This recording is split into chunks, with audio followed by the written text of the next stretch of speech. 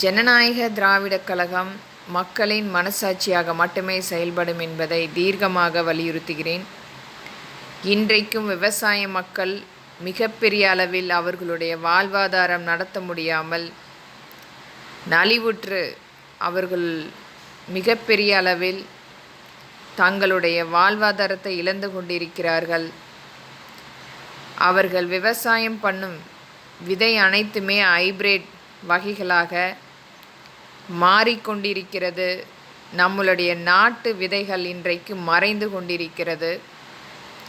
இதை அனைத்துமே தமிழக அரசு முன்வந்து இதற்கான ஒரு நல்ல தீர்வை, நம்மளுடைய நாட்டு விதைகளை பாதுகாக்க ஒரு குழுவை அமைத்து நம்மளுடைய விதை நிலத்தையும் விதைகளையும் காப்போம் என்ற ஒரு நல்ல ஒரு அங்கீகாரத்தை தமிழக அரசு முன்வந்து இதற்கான ஒரு நல்ல செயல்பாட்டை செய்யப்பட வேண்டும்.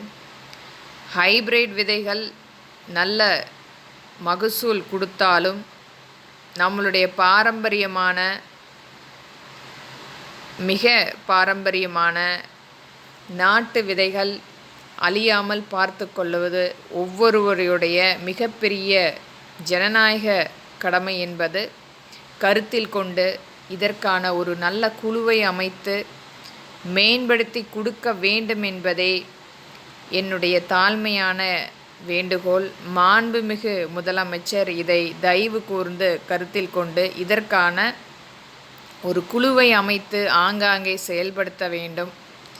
இன்றைக்கு நாம் பார்த்து கொண்டிருக்கிறோம், ஆங்காங்கே இளைஞர்கள் இதற்கான ஒரு நல்ல செயல் திட்டத்தை ஏற்படுத்தி ஆங்காங்கே இந்த நாட்டு விதைகளை பாதுகாத்து வருகிறார்கள். இது போன்ற ஒரு நல்ல தீர்க்கமான செயல் அரசின் மூலம் ஒரு குழுவாக அமைந்து நம்மளுடைய வேளாண்மை கல்லூரியின் மூலம் இதற்கான ஒரு நல்ல தீர்வை எட்டினால் வரும் சந்ததிகளுக்கு நம்மளுடைய நல்ல நாட்டு காய்கறிகளை விட்டு செல்வோம் என்பதை தீர்க்கமாக பதிவிடுகிறேன்.